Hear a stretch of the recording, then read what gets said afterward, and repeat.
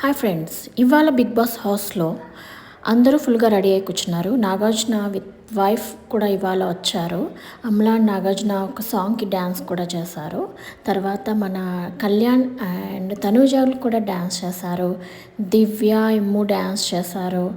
అలాగే రితు పవన్ డ్యాన్స్ కూడా అదరగొట్టారు. అలాగే లాస్ట్లో ఎంట్రీ ఏంటంటే రాంగోపాల్ వర్మ కూడా ఇవాళ షోకి రావడం జరిగింది.